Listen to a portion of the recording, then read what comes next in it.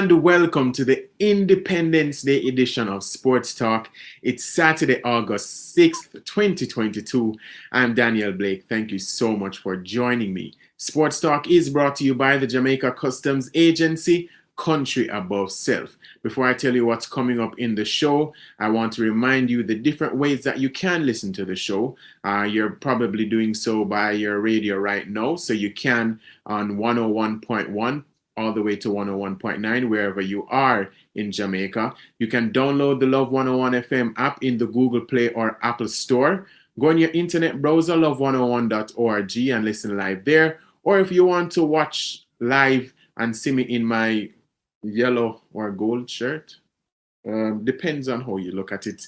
You can go on YouTube and Facebook to Love 101 FM's page, and you'll be able to see everything there. And by the way, if you want to watch the show again or you want to recommend it to somebody, you can just send them to the YouTube and Facebook link. It will be there for life until them take it down by some reason, I don't know why, or through the Love 101 FM app. So thank you so much for all the support that I've gotten over the last few weeks, months. It's really been appreciated. Now, the Commonwealth Games are going on.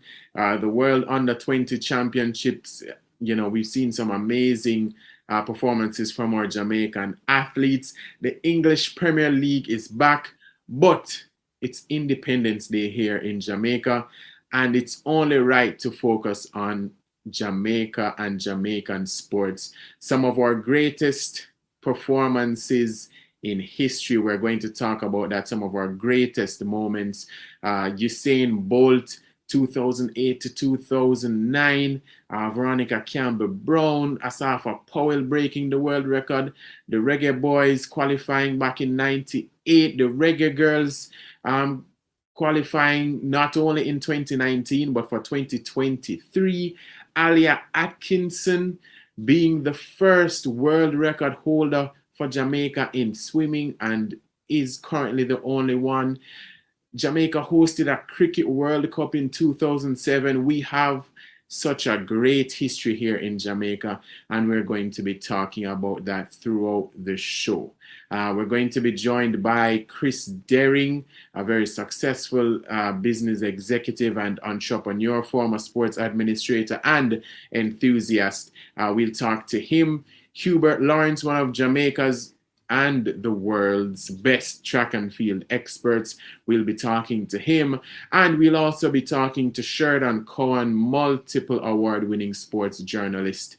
So three excellent people to talk about some of Jamaica's greatest sporting moments in our history. Because we have such a packed show, no sports bits for today or my monologue. I know you're going to miss it, but trust me, them conversation here that we are going to have during the show, we are going to love it. I had to drop in some part there, So let's start off with possibly the greatest moment in our sporting history with our greatest athlete ever. Usain Bolt, 2008 to 2009, his world record breaking runs at the Olympics and the World Championships, performances that we never saw before and we haven't seen again. And somebody who saw that firsthand, track and field expert Hubert Lawrence, and he starts out by talking about that Beijing performance. I was lucky. I was in New York a month or so before Beijing when he ran 9.72 to lower Asafa Powell's record from 7.4 to 7.2, defeated world champion Tyson Gan that night, a special night. And so we knew going into China that he was going there ready to run really fast. Goes there with the world record and runs a perfect race through 50 meters. Realizes that he's going to win, already has the world record, and begins first to look to the heavens in an open-handed gesture of thanks, and then to beat his chest in celebration to the line 9.69, 0 weight. Completely crazy. Goes out the side of the track, starts to dance in celebration, playing reggae music. He's doing the gully creeper, Donalinga and the sweep, and having everyone inside the bird's nest in a tizzy. A magical moment. And even though we would run faster in the future, that moment gets engraved into your mind as a crossover point for Jamaican sprinting. The dancing, the reggae music was Jamaica in China, in everybody's mind all over the world. A brilliant moment. Brilliant moment. All of Jamaica was euphoric after that moment. We expected him to win the 200, but for him to break Michael Johnson's record of 1932, running 1930, and to almost think that he could have also gone faster there. How special was that race, knowing that there were people saying that Michael Johnson's record would last for years and years to come? It did. Said in 1996, lasted away to 2008. That's a long time for a record.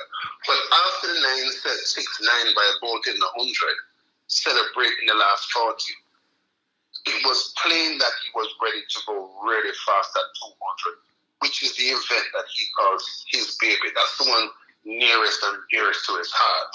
Always all business. On that one, hard all the way. Great turn. When he runs the records, his turns are less than 10 flat for the first 100 from a dead start and around a turn for someone 6'5". That's phenomenal. Keeps on going, running like a Glenn Mills coach sprinter, which he is, all the way to 19.32. And yes, Michael Johnson held in the highest regard among people watching the 200 and the 400. For him to break Michael's record was special again. It just showed that at 21, Bolt had become the best sprinter on earth. And then the world record 4x1 team, which unfortunately lost its medal. But then 2009, he comes back and he obliterates his own records in the 100, 9.58, and then in the 200, 19.19. After that 2008 experience, how special was that 2009 run, especially knowing that there are times when athletes could probably, live off what they've done recently, but for him to go and break his own records and in such fine style, how special was that?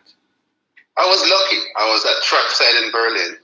He came off of the semifinals, having had a fantastic start, and then Cruz walking to the finish, blaring at the top of his voice, it's now normal, because people didn't understand who weren't yard people, didn't understand what he meant, but it meant that now the best finisher had become the best starter.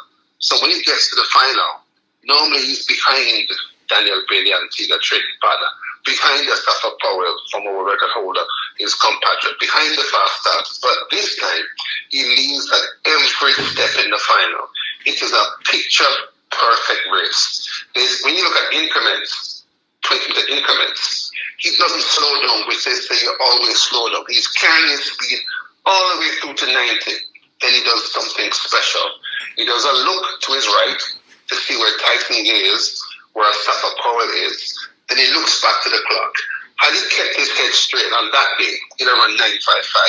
But 9.58, even though 2009, 2019, and 3 more, 30 years later, he's still the only person all time under 9.6. Too perfect sprinting, maybe the best technical sprint race, except for the look across, that I've ever seen in my whole life. Brilliant. Yeah. And the 200, remember now, he had a car accident on the toll road. Yeah. And I think he had cut his training a little bit. Comes off the curve, screaming around the curve into the straightaway, all alone in the left zone by himself. And then begins to struggle a bit in the last 50. When the time stopped at 19.20 and then changed to 19.19, the stadium went quiet for a second. And then people began to marinate the number 19.19 and everyone went berserk. One of the most treasured moments in my life. Yeah, that must have been extremely special. But I think one of the moments that I would say was a trendsetter for our track and field going forward was 2004, when Veronica Campbell-Brown became the first Jamaican and the Caribbean woman to win an Olympic sprint gold medal in the 200 meters in Athens. We've spoken about Bolt and his significance, but how great was that moment, knowing that she not only brought home a gold for Jamaica, but for an entire region? Fascinating. Pauline Davis-Thompson gets gold in 2000, gets it retroactively because Marion Jones is taking off the results later on. So she does it in 2000. But for Jamaica, VC, as she was at that time, and then the next year, Asafa Paul with the world record 977 in the same place, Athens. Together, these performances kick off what I have called the golden era of sprint for Jamaica, where you have Veronica and Shelley and Karen and Sharon, and on the men's side, Asafa First and Bolt and Nesta and Michael Frater and Kemar Bailey Cole and Nikki Ashley. You have so much firepower in sprinting among the men and among the women that you began to be able to boast that you're the sprint capital because it was pervasive, it was all over. They dominated from that point onward, the 100, the 200, the 4x1, both men and women, and it was like you could build your house on sprinting for Jamaica at that time. So Veronica, that gold medal in Athens ahead of Alison Felix, kicks off this era. And then Asafa Powell the next year, in the same place, Athens, 977, takes world record home to Jamaica for the first time. It's the first time Jamaica has sole ownership. It's not tied, it's sole ownership. And those two things together, in my mind, kick off a golden era where Jamaica is super powerful in men's sprinting and super powerful in women's sprinting. And finally, we've had so much success in that sprinting with Shelley and Fraser Price, Elaine Thompson-Hera, most recently Shericka Jackson as world champion. In our 60 years of independence, how would you describe our overall success in the sport, especially knowing our context in terms of our population, resources, etc.? I think we have a competitive advantage for producing top-class athletes. I know there's been research by the UAE about fast-twitch muscle fiber being widely spread among the population. We wrap it around champs, where champs searches for potential athletes, brings them into a training program with coaches qualified and many times trained at the GC Foster College, puts them to target at champs and at Carifta and at Penn, so they're training towards an objective that is similar to what they will do at the next level up. When you get people training at home, MVP starts at 99, those youngsters begin to see people on a regular basis who are normal Jamaicans, but who are super Jamaicans at the same time. And so those things together have made post-independence track and field super, super special. I'm so happy I've had a chance to watch it close up. Track and field expert Hubert Lawrence there talking about Jamaica's rich history in track and field from Usain Bolt in 2008 all the way down to 2016. Veronica Campbell-Brown, her achievements, Asafa Powell becoming the trendsetter with the world record, and so much more. Jamaica is truly blessed in track and field. We're going to take our first break, and when we come back, we'll be joined by Chris Dehring to talk about our 98 World Cup campaign with the Reggae Boys, and also the Cricket World Cup being hosted right here in Jamaica back in 2007. So stay with us.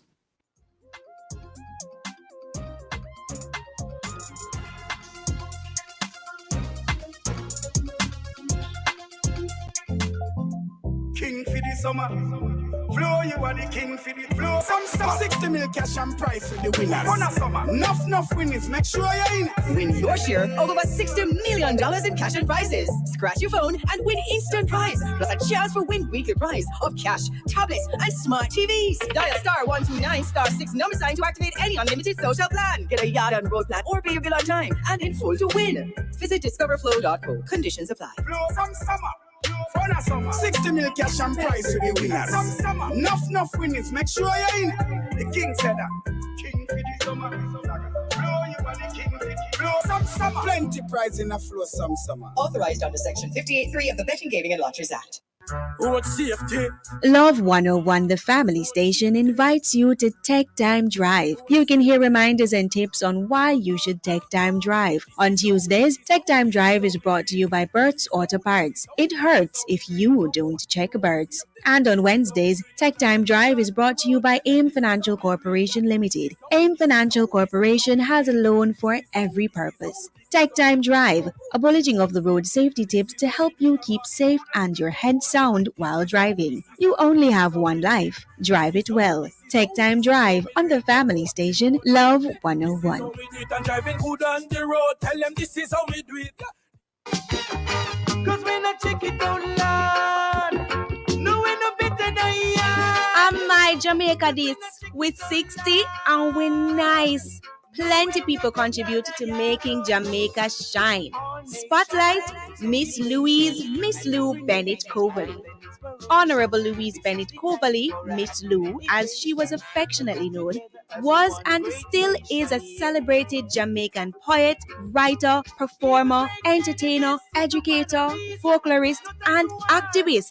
She was Jamaica's leading comedian and remains a prominent figure in local culture. Her work, phenomenal. Miss Lou has several publications under her belt, such as Jamaican Humor in Dialect, which was published in 1943, and Nancy Stories and Dialect Verse in 1950. Who can forget about Brother Anansi? And Jamaica Labrish in 1966. Miss Lou also created the popular Jamaican Broadcasting Corporation television, JBC TV program for children called Ring Ding, which was aired between 1970 and 1982, with creative works like Hulu Christmas, Motama Siliza, Nolika Twang, and Gay Paris. Miss Lou used her gift to trademark the Jamaican dialect and concisely captured the essence of Jamaicans. She knew how to comment on topical issues with good humor and creativity that inspired generations of Jamaicans. Miss Lou helped make us proud to be Jamaican and use up a Jamaican dialect, patois, with a little finesse too. As she set out patois nice. Thank you, Miss Lou. Our Jamaica this with 60 our nice. And we are strong, strong, strong, strong, strong. Oh yeah. And we are strong, strong Jamaicans. Stronger than ever. And we are strong, strong, strong, strong, strong. We are a proud, resilient nation. 60 and growing stronger. Together we'll make the future bright. With Flow by our side. One love, One love. massacre. Let us build together. Stronger forever. Keeping the links strong. And many. To everyone. Enough love from Flow, Jamaica's network. Love 101 now presents Facts on Monkeypox. There are no treatments specifically for monkeypox virus infections. For mild cases of monkeypox, over-the-counter medications like ibuprofen and acetaminophen can help with symptoms. Avoiding skin-to-skin contact is the best way to limit the spread of monkeypox. That was Facts on Monkeypox, presented by Love 101 FM.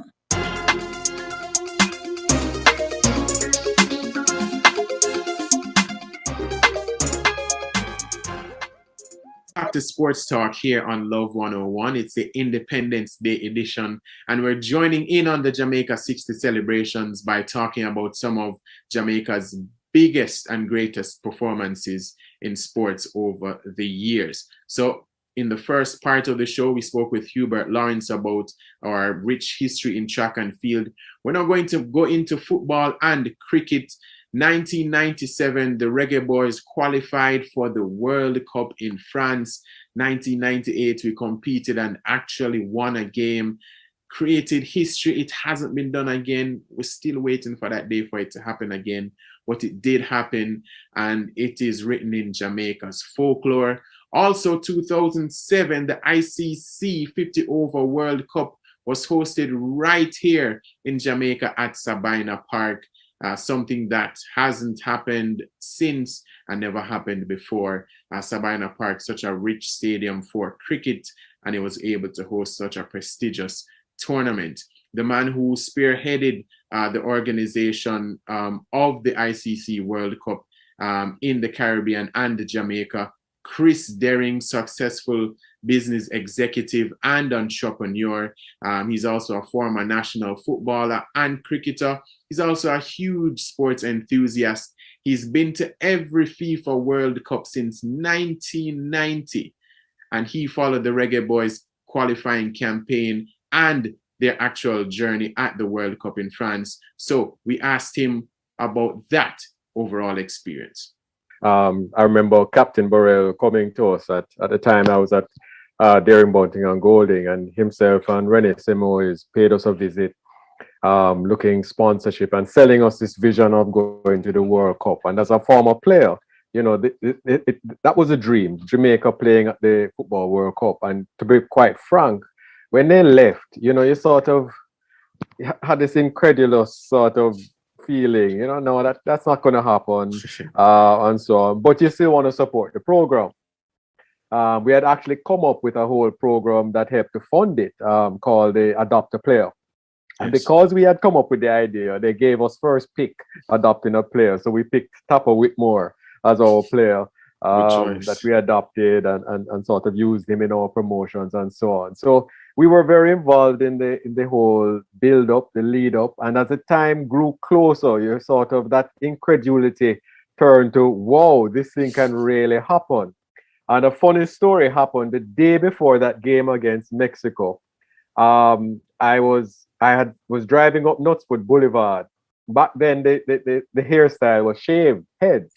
And I was driving up Knutsford Boulevard, stopped at the top of Knutsford Boulevard to buy a flag because I was going to the Mexico match the next day. Tapper, Rudy, were heading to the physiotherapist, coming down Knutsford Boulevard. They saw me and stopped and came out of the car right to the top of Knutsford Boulevard there by the JPS building. Well, in 30 seconds, it's like all the buildings in that area emptied, and there was this massive crowd congregated at the top of Knutsford Boulevard because they had seen Tapper and Rudy. Yeah. And that was the sort of love now we had for the Reggae Boys. We were one game away from the World Cup. And quite funnily, they were signing all these autographs, and Tapper pointed at me and says, that's what's the name of the forward that was scoring all our goals back then? I can't remember. Deon Burton. Deon Burton, that's Deon Burton. And so I started signing autographs as Deon Burton. So it was hilarious. But there was at least 200 people just gathered in seconds at the top of Knutsford Boulevard. Come now the day of the game, my goodness. I mean, we were in the stadium probably from 6 o'clock in the morning. It was just nothing but festivities all day. The buzz and the excitement of this thing taking place. And it was clear from the opening whistle that Jamaica and Mexico had agreed that we are going to the World Cup, because not a shot was fired in anger. So you can imagine it was just 90 minutes of celebration, of joy. There was no pressure. It's going to be a draw. That's all we needed to go to the World Cup. And when that final whistle erupted,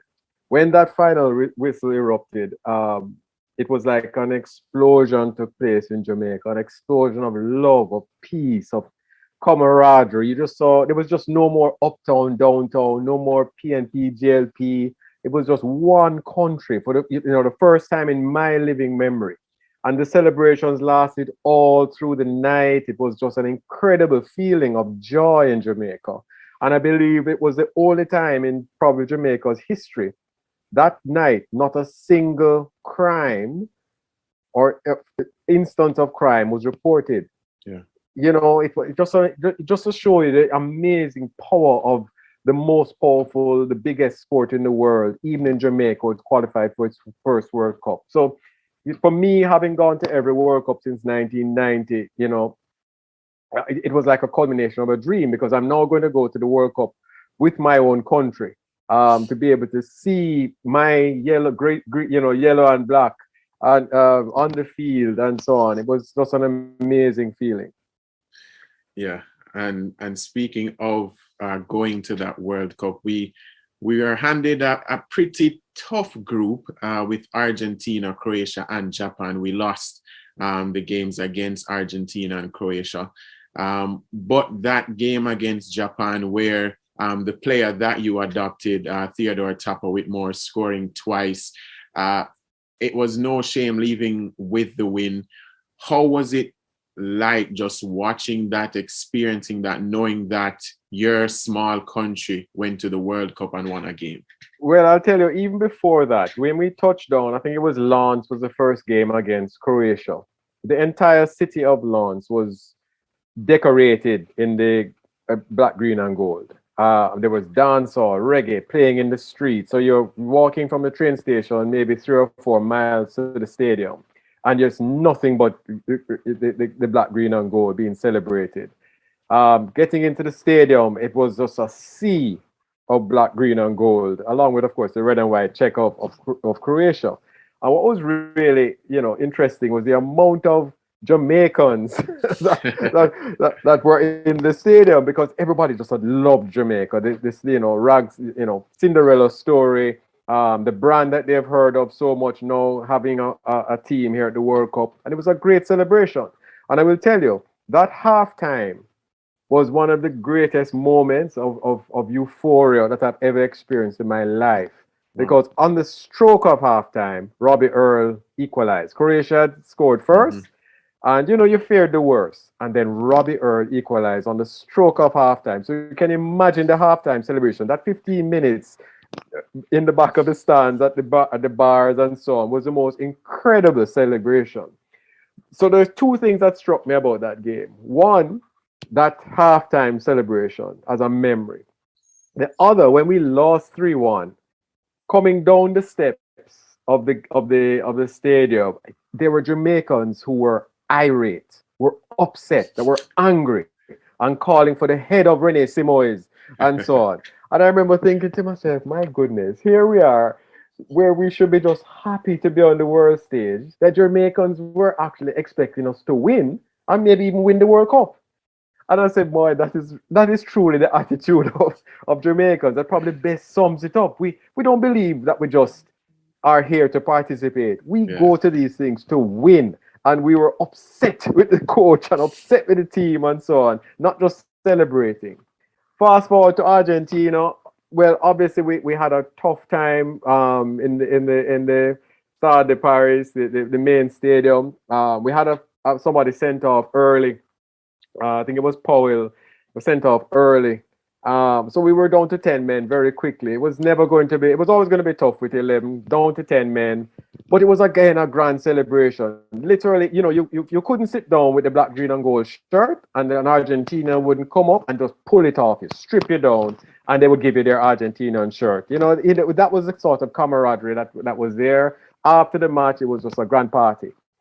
Heading now up to I don't remember the last match was, but against Japan.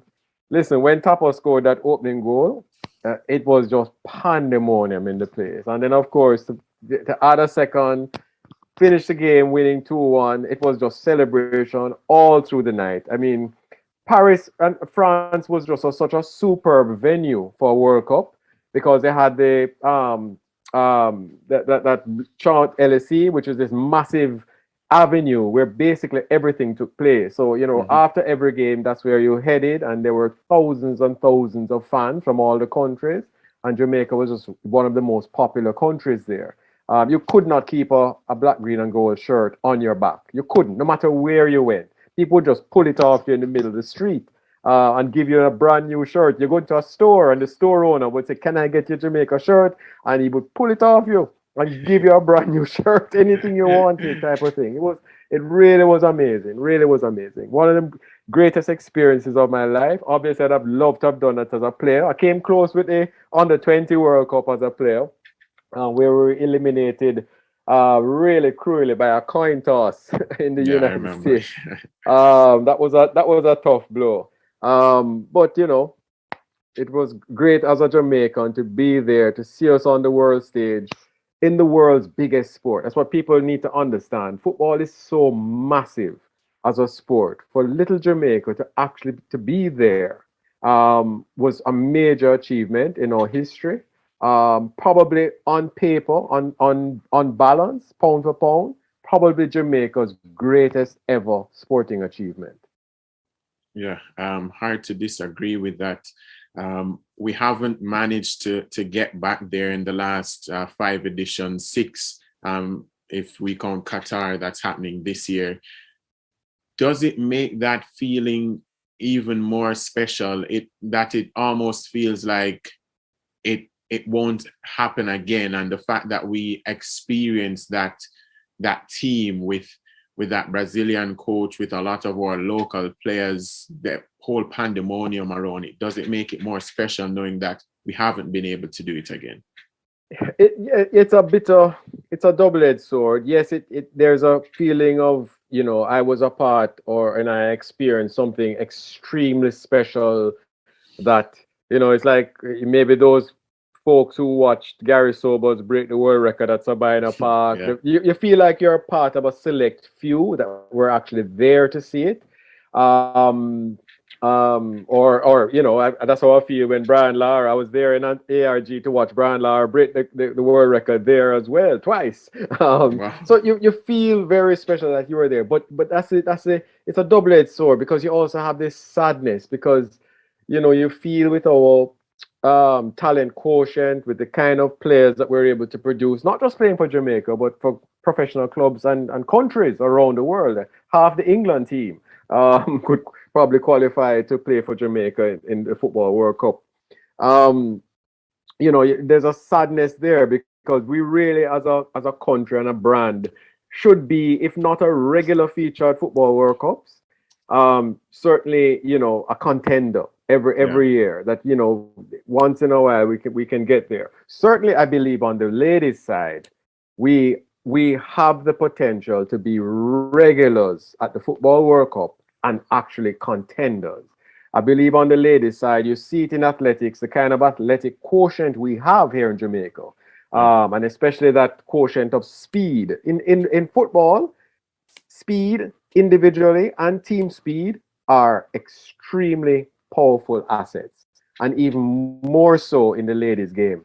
And you see the difference with somebody like a Jodie Brown, the difference she makes in attack just sheer speed. Imagine if we had all 11 with that kind of pace. Forget about all the other factors. Yeah, obviously we're going to have to build on strategy and technique and so on. But just to have team speed as a massive asset is something that we should be able to exploit to make us a perennial favorite at a Football World Cup on the ladies' side. But so as I said, it's a double-edged sword, because, man, I want that feeling again. Having felt that once, Yeah, you want that feeling again, to be at the world stage. It's a cocaine, it's a drug that's addictive, that you want to be there. And as I've always told people, there's no other show on earth like the Football World Cup. Yeah, I went to my first one in 1990. It was Brazil, Argentina in Naples. And I started to calculate in my lifetime how many World Cups I'd be able to go to, because I could not believe the euphoria of it. The euphoria starts 6 a.m. in the morning, and it doesn't stop. This massive celebration of the game, all the way through the game, all the way through the night, and so on. So, when I tell people who are going to their first Football World Cup, and you hear them talking about, oh, well, I have tickets to 20 matches, I say, you're going to end up going to 5, because you're exhausted after every game. You feel like you've played, you've just jumped in carnival for 5 days when you go to one Football World Cup game. You'll never go to 20 games. Yeah. So speaking of the World Cup, Jamaica also created history in the cricket world. We hosted the group stage for the West Indies games at the Cricket World Cup. You were the managing director and CEO.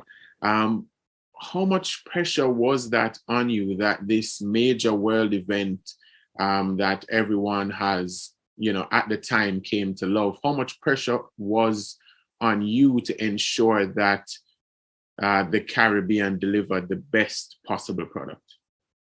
Well, that pressure started from 1998 when we actually submitted our bid to host the Cricket World Cup. And you have to put it in perspective. The Cricket World Cup is the third largest global sporting event. We in Jamaica probably don't appreciate that, but in terms of the fan base, the viewership, the size of the events, and most importantly, the liabilities of hosting that event. It's incredible. It's an exciting thing to host these events, but you are financially liable now to the rest of the world for successfully hosting that event. And if you don't deliver on all the elements and all the various sponsors and rights producers and rights holders start to sue, it's some huge money that as a region we would have to find to fork out the cost of it. So it was exciting to win the rights. I always say to people, I don't know who made the first 100 at Lords, but I know who did the first PowerPoint presentation at Lords. At the time, the Microsoft PowerPoint had just come in. I presented our bid in PowerPoint, and everybody was all, impressed and so on. And it was interesting because a lot of people went there, a lot of the countries went there, and there were 102 member countries between the full members, affiliates, and associates. And a lot of them went there to vote against the West Indies. In fact, Lord McLaren, who was the chairman of the ECB at the time, and chairman of Tesco and chairman of Vodafone, he was a very big figure in English commercial world as well as cricket, made a sort of snide comment over lunch at a table. You said, it would be laughable if we were to ever consider the West Indies to host the World Cup. And I remember myself and Pat Russell sitting at that same table, that this man was making such a snide comment in front of us, and it was like, we're going to get this World Cup. And I understood his perspective because you're hosting on behalf of everybody. So if we don't deliver, nobody gets their money. And so you look for a host that would be responsible enough to host this event so that everybody else can get their money, and it was big money. So it was that, in mind. It presented at Lords, we won the rights, we told the Prime Minister the good news, and I had only been seconded on a 3-year stint to pull together that bid and as well as put together the commercial operations of the World Cup and Western Cricket Board. And so, having won the rights, the Prime Minister said to me, well, you can't just leave us with it. You're going to have to now deliver it. So I agreed to stay on and host and run the event across the region. It was a massive challenge, just from the politics of the region, hey, being Jamaican, trying to go into Barbados and Trinidad and get them to pass legislation. Because remember, it was the first time a global sporting event was now going to be held across 9 different countries. So there are 9 different sets of laws and rules and regulations, 9 different police forces. So, I'm the only person in the history of the Caribbean who would have had to have had regular meetings over 10 years, in 9 years, with all the heads of police, all the heads of immigration, all the ministers of finance, all the ministers of tourism, all the prime ministers. Every year, twice a year, I'd meet with all the prime ministers and brief them, and we'd go through all the logistical issues and so on. So it was an incredible task for us collectively to try and pull this off. We brought in things like the single domestic space, where once you landed once in one country, you could just then move around freely just for the World Cup. It was so, we had logistical challenges just because, remember, in England, when you move World Cup from one venue to the next, you're not going through customs and immigrations every time. So we literally put in place logistics that, people like Michael Hall were just incredible organizers, where literally a player would simply put his luggage outside his hotel room in one country. The next time he saw that luggage was inside his hotel room in the next.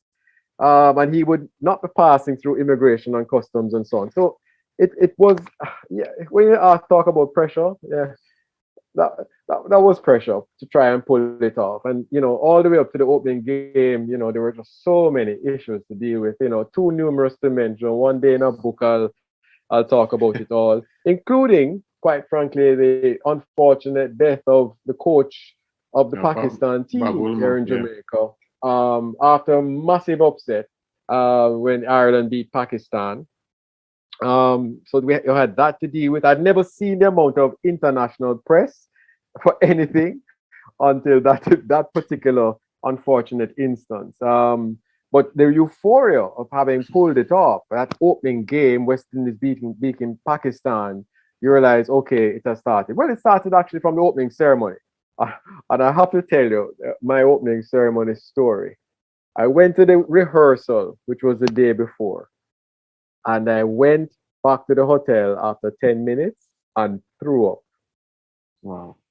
Because it looked like chaos to me. And I was like, oh my God, how are we going to pull this off? And the next night, it was absolutely flawless. Clearly, the people who do opening ceremonies, the Robert Brands and Martin Lewis and those guys knew what they were doing.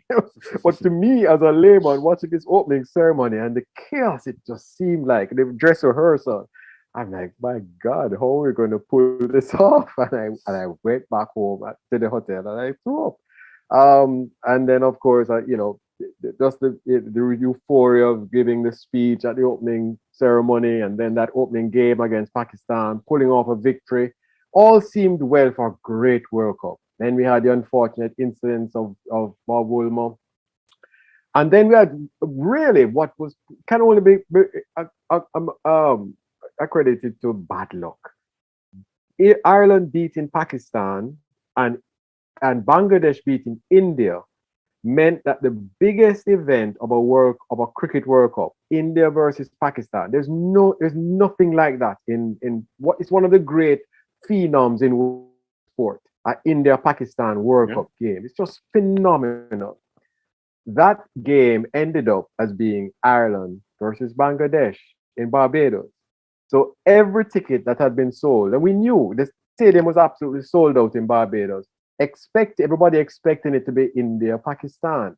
So we knew people were not going to be turning up. Lots of cruise ships got cancelled, flights got cancelled, because all the Indian fans know that we're now turning up for the mainstay of the event, of the World Cup, the India, and the second round going forward, they started cancelling their bookings. They didn't want to come and see Ireland, Bangladesh, or what other matches. They came to support India. They were buying their tickets to support India. So that was very unfortunate. So we actually opened the gates and allowed all the school children in and so to fill the stadium, because we knew even though the seats were sold, those people were not going to be turning up. So that was unfortunate. But the event itself, look, West Indies didn't perform well. We have no control over that.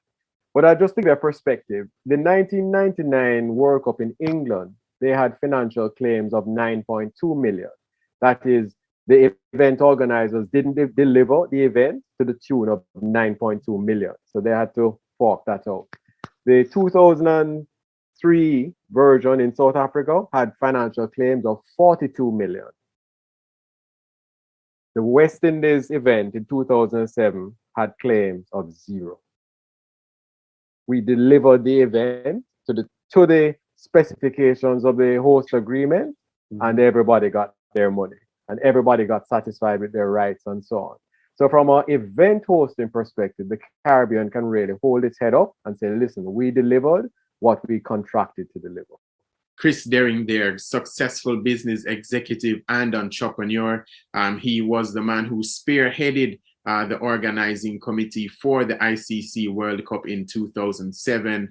And he was also a huge sports enthusiast who was able to see the entire World Cup campaign, 98 campaign for our Reggae Boys, who are still idolized to this very day.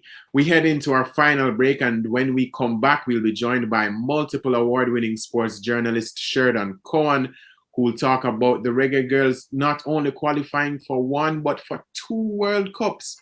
And we'll also hear from another world record holder, but in swimming, Alia Atkinson. So stay with us.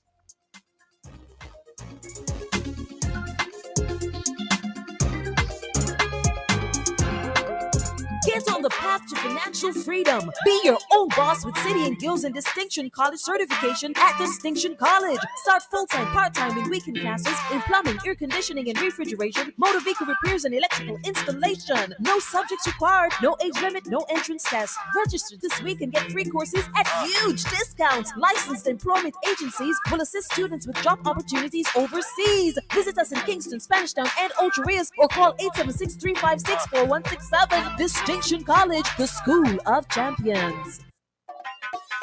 Prepare for the future with over 3 million in cash and prizes with Tang. From May 9th to July 30th, chance to win monthly prizes of laptops, tablets, smart savings accounts, school supplies voucher. Grand draw on August 17th. First place $1 million. Second place $500,000. Third place $250,000. Buy any 6-pack of Tang for a chance to win. Upload receipts at tangpromotion.com. Drop in supermarkets or mail PO Box 2010 CSO.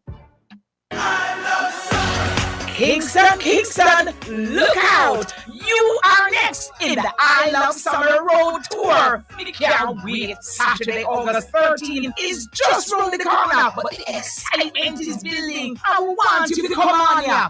I love summer!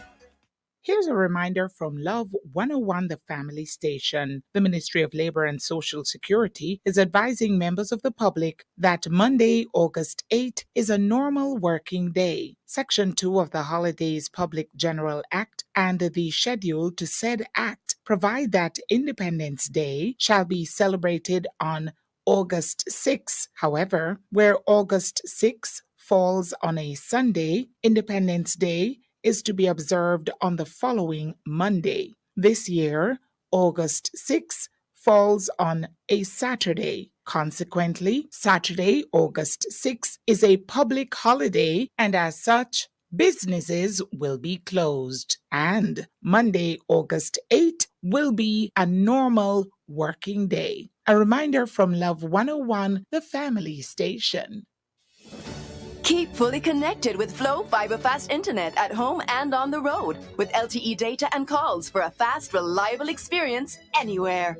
Over 500 communities have been upgraded since 2020, making more of Jamaica Flow Fiber Fast.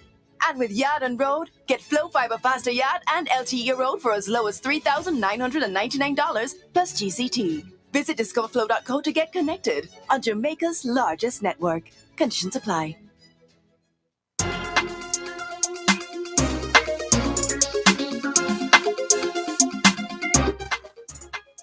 Sports Talk here on Love 101. It's the Independence Day edition, Jamaica 60 celebrations. We're here talking about some of Jamaica's greatest moments in sports throughout our history.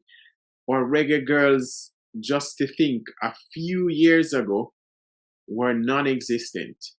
But Cedella Marley and the Bob Marley Foundation rescued them, and they did the impossible by qualifying for the 2019 World Cup in France. But they didn't stop there. They did it again. In July, they qualified for the 2023 World Cup in Australia and New Zealand. I think becoming the only Jamaican team to qualify for back-to-back World Cups.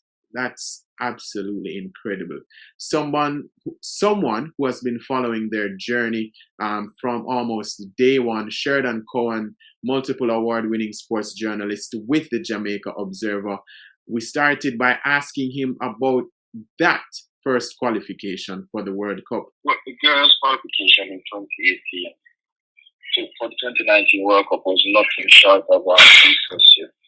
And before I go any further, credit must be given to Cedella Marley, the women's football ambassador, for reviving the program first and foremost, because it was shortly after she revived the program that the girls went on to qualify, and must also acknowledge supportive staff that she brought in, and the main is Lauren Diamond, Andy Price, and among others. That 2018 journey was indeed a tough one. It started in Haiti, where only one team left the group, and anybody knows Asian women's football, it's one of the most formidable programs within the Caribbean, despite the reggae girls ranking ahead of them. in leaving that group, they actually went, we needed only a point against the Asians in an hostile environment. And we were 2 goals down with about 50 minutes on the clock when the girls who shared this and determination fought back, found 2 goals late and secured the much needed point. They left that group, top the group, I must say. And then from there, they went into the Commonwealth Championships in Macallan, made it through the group stages by beating an even more formidable Costa Rican outfit by 1 goal to 0. Right, that was in McAllen, Edinburgh, Texas, and then we went from there to Frisco, which I can tell you it wasn't easy because it was really cold. They lost the semi-final to the US, knowing that the main focus at that point would have been the third place playoff against Panama. And they went in and did what they had to do. I think they made it a bit more difficult than it should have been, but then again, taking the conditions into consideration, it really worked against them. But the girls who shared the grit and determination held their focus, and they did it in the penalty shootout. And credit for that must be given to Nicole McCullough. She's no longer a part of the program. She's actually an assistant coach somewhere in New York. But she actually pulled off 2 stunning saves in order to get the team to the World Cup. Again, with the 2019 World Cup experience, knowing that it would have been there first, not much was expected in terms of beating any of the top teams in Australia, Italy, and Brazil. But the girls did their best. They made the most of the experience, and you can see that experience assisted in their most recent qualification. That, along with the fact that the coaching staff went ahead and did some heavy recruiting in terms of getting English-based players into our program. And it's clear for us to see the hand that those girls have in getting a team to a second consecutive qualification. Yeah, because that first qualification and that experience overall was definitely one to savor. But for them to do it again, and when you look at the comparison with the men who did it in '98 but haven't done so since, does that make these girls even more special, knowing that even when the odds get tougher and tougher, that they're still able to get the job done? And that's it. For me, having traveled with these girls, the mindset that they have, there are times where they know that the odds are against them, one, and they don't necessarily have the full support of, maybe the nation or so on, just for example's sake. There are most times they head into tournaments, and a lot of people don't hold their breath in terms of the girls achieving much. And it is true that the girls remain motivated. And again, mind you, the resources are not always there. The adequate preparation is not always there. But somehow, they always dig deep when their backs are against the wall or the odds are against them. They always dig deep and somehow pull off what most people thought would have been impossible. I think heading into this tournament, for me personally, the expectations were always high because I saw them against Costa Rica in a friendly contest, and the fact that we defeated Costa Rica in 2018, and then we had a friendly against them where we actually dominated the game and should have won by at least 3 clear goals. It ended goalless, but from then I knew that we had something to work with, right? Everybody knows US is a top team. So there was no denying that, or the toughest game in that group would have been against the US. The historic win against Mexico, I think I saw it coming based again on the 2020 Olympic qualifiers where we lost 1-0 to Mexico in a game that we actually dominated. Yeah. And Mexico got one chance and actually converted. Right, so looking back at all those previous encounters, I the expectations, like I said, for me personally, were high that, we could have tapped Mexico, and then we could have again bettered Haiti, with US being the only team to really give us any real problems. Yeah. So we go into Australia and New Zealand next year. 2019 was, as I mentioned before, it was just a moment to really save and take in to see our women at a World Cup. Will our expectations as fans, as yourself, as even the players, will those expectations grow to maybe try and get out of the group and not just participate? I want to say yes, but only tentatively because it will depend on the jar that we get. I think the jar is later this year, sometime in October. So I guess maybe then after we see who will be up against, then we can say yes, what the expectations are. But we have been spoken to a few people in and around the team. Yes, they are wanting to actually win at least one game this time around. Like I said, the 2019 experience would have done them a whole lot, but again, leading up to this World Cup, it will all depend on one, like I said, the job that we get, and two, the preparation has to be sufficient. There has to be, adequate preparation, one, and practice games against opponents that will actually challenge us, and then, with that kind of challenge and experience from those practice games, it will only assist in the team getting better and building team chemistry and so on. So those are the focus for now. Like I said, the last time I spoke to Coach Lawrence and a few of the players, they stressed the fact that, they wanted adequate preparation. There are 7 FIFA windows leading up to the World Cup. They want to use all 7. The president himself, Michael Ricketts, the president himself, Michael Ricketts, promised that his administration will do all that they can to ensure that all 7 windows are utilized. So we just wait and see how that goes. And then again, I'm not sure what the coaches have been in store in terms of recruiting, if they plan to do any more recruiting, or they will just try to build the chemistry of the bench that they have. Because like I said, the team is of quality, way more quality than the was in 2018 when they qualified for the 2019 World Cup. And it's just about building on the experiences that they've had so far and building the chemistry of the team. Because while they did perform well in Mexico, you could see that there are still a few gaps that need to be bridged, particularly in the defense and the midfield area. JBL is fairly strong and he was spent, but again, they weren't really connecting as efficiently as they could have. So again, chemistry will be important in terms of how they go forward. Yeah. Finally, that's back-to-back World Cups that we will be participating in. What needs to be done going forward from the JFF, the government, corporate Jamaica, the average fan, to ensure that the girls will be able to make this a consistent thing going into 2027, 2031, that type of thing?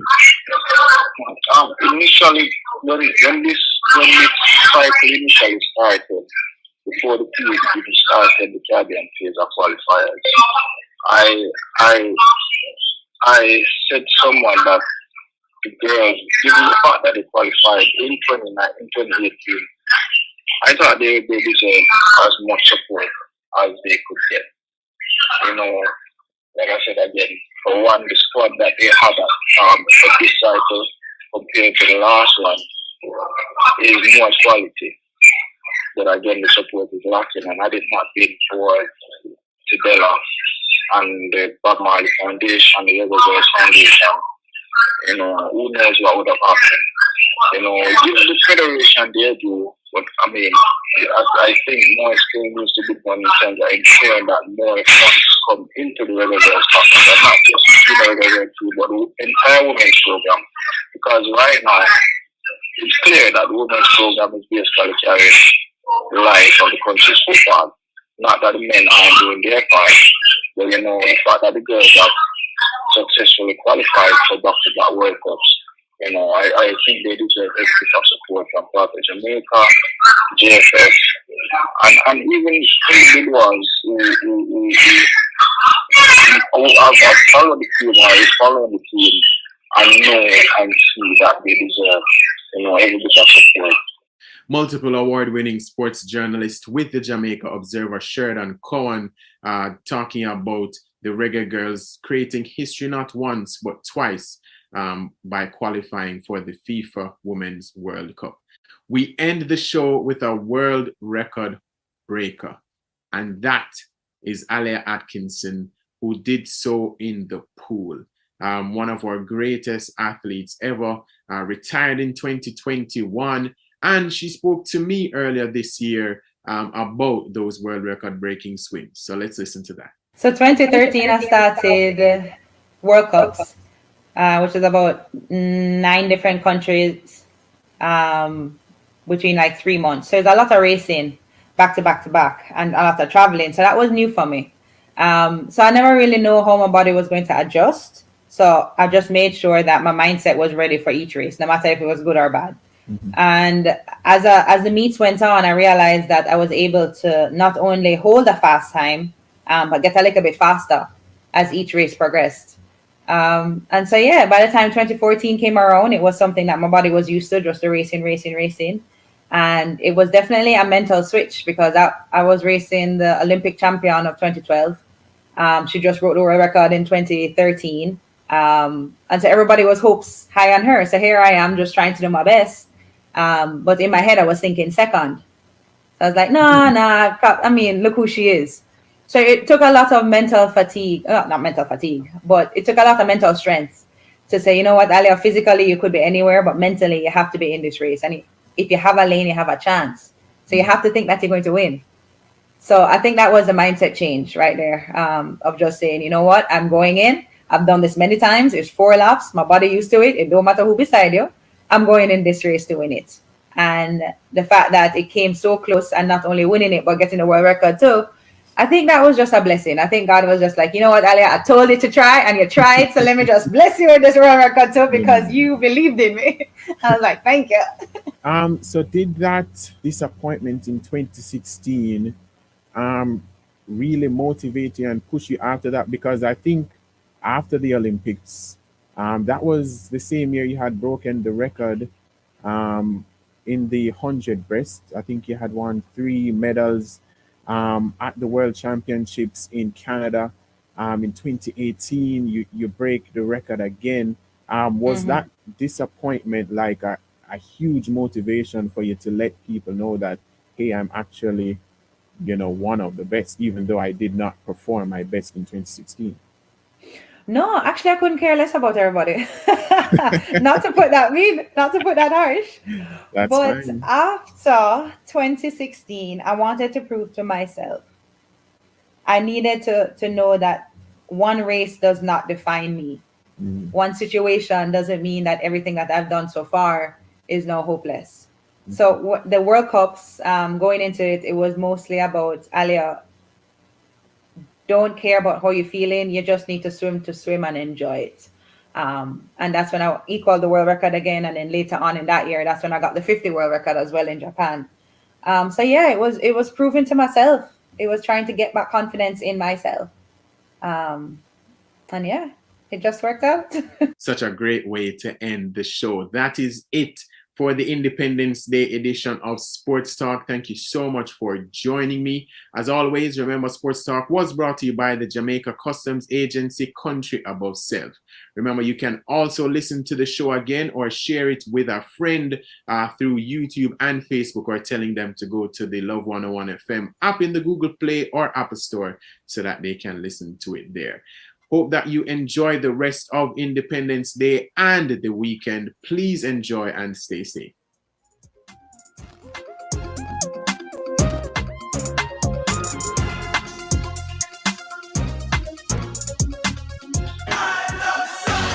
Kingston, look out! You are next in the I Love